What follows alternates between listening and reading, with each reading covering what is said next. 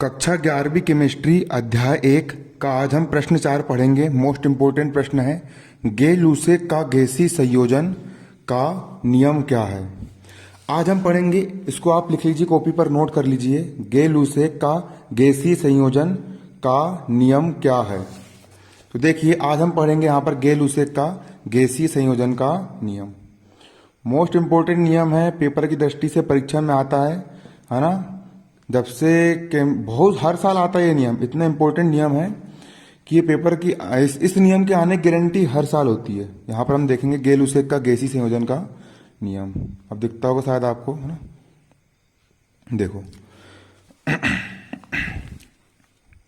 हमारा नियम है गे-लूसेक का गैसीय संयोजन का नियम, गे-लूसेक लॉ ऑफ। देखिए, इस नियम का जो प्रतिपादन है, गे-लूसेक के गैसीय संयोजन के नियम का प्रतिपादन सन 1808 में गे-लूसेक ने प्रतिपादित किया था। जो गैसीय संयोजन का नियम है, गैसीय संयोजन का नियम, गैसीय संयोजन के नियम का प्रतिपादन सन 1808 में गे-लूसेक ने किया था। एक गे-लूसेक नाम के एक वैज्ञानिक थे, उन्होंने सन 1808 में इस नियम को प्रतिपादित किया था। इस नियम के अनुसार, अब देखिए यहाँ पर नियम क्या कह रहा है। जब गैसें आपस में संयोग करती है तो उनके आयतनों में सरल अनुपात होता है, और यदि उनके संयोग से बना हुआ पदार्थ भी गैस हो तो उसका आयतन भी क्रियाकारी गैसों के आयतन के सरल अनुपात में होगा, जबकि सभी आयतन एक ही ताप और दाब पर नापे जाए। देखिए, अभी आपको समझ में नहीं आया होगा, अब समझ में आएगा।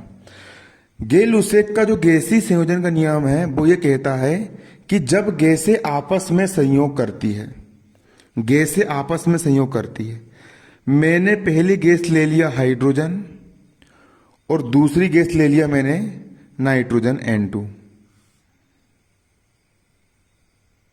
मैंने पहली गैस ले लिया हाइड्रोजन और दूसरी गैस ले लिया नाइट्रोजन, और यहां पर हाइड्रोजन के 3 आयतन, हाइड्रोजन गैस के 3 आयतन संयोग कर रहे हैं, और यहां पर नाइट्रोजन गैस का कोई भी आयतन नहीं, मतलब कि यहां पर एक ही आयतन है, कुछ जिसके सामने कुछ नहीं होता उसके गुणे में एक होता है।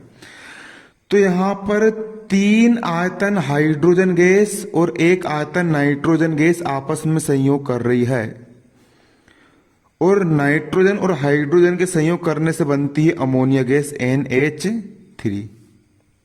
NH3 अमोनिया गैस बनी, और अमोनिया गैस यहां पर 2 आयतन प्राप्त हुई। यानी कि आपने 3 लीटर हाइड्रोजन गैस लिए और 1 लीटर नाइट्रोजन गैस लिए, तो दोनों को मिलाने से 2 लीटर अमोनिया गैस बनी। NH3 मतलब अमोनिया गैस बनी। इस तरफ नाइट्रोजन 2 है, इस तरफ भी नाइट्रोजन 2 है, इस तरफ हाइड्रोजन 3 दूनी 6 है, इस तरफ भी हाइड्रोजन 2 तिया 6 है। क्लियर। तो जब गैसें आपस में संयोग करती है, जब गैसें आपस में संयोग करती है, तो इन गैसों के आयतन, इसका आयतन हो गया 3 और इस गैस का आयतन हो गया 1, में सरल अनुपात होता है 3:1। एक सरल अनुपात है, छोटी मोटी संख्या है ना। जब गैसें आपस में संयोग करती है तो उनके आयतन, इसका आयतन 3, इसका आयतन 1। जब गैसें आपस में संयोग करती है तो इन गैसों का आयतन, इसका आयतन हो गया 3, इसका आयतन हो गया 1।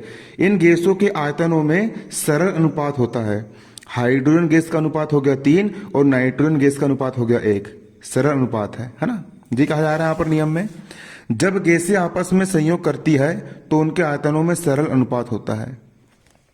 अब आगे देखो, जब गैसें आपस में संयोग करती है तो उनके आयतन में सरल अनुपात होता है, और गैसों के संयोग करने से जो पदार्थ बना, 2 गैसों के आपस में संयोग करने से जो पदार्थ बना, और यदि ये वाला पदार्थ भी गैस है, NH3 अमोनिया एक गैस होती है, और यदि गैसों के आपस में संयोग करने से बना पदार्थ भी गैस है, ये लिखा है, यदि उनके संयोग से बना हुआ पदार्थ भी गैस है तो उसका आयतन भी क्रियाकारी गैसों के आयतन के सरल अनुपात में होगा।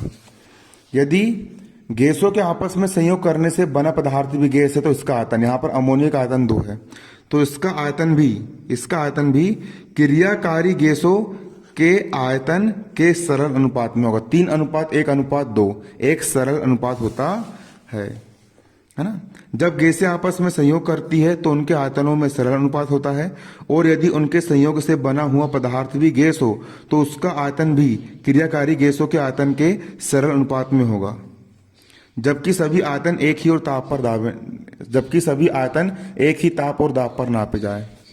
और आयतन आप नापो कैसे? टेम्परेचर एक ही होना चाहिए, इधर का टेम्परेचर और तापमान समान होना चाहिए, और दाब मतलब प्रेशर भी समान होना चाहिए।